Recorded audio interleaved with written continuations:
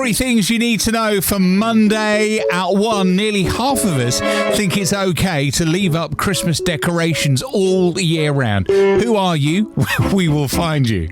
At 2, the first full moon of 2025 is tonight, the Wolf Moon, alongside Mars. Look up to the sky later. And at 3, a Parrot owner had to remove their smart speaker from home after the Parrot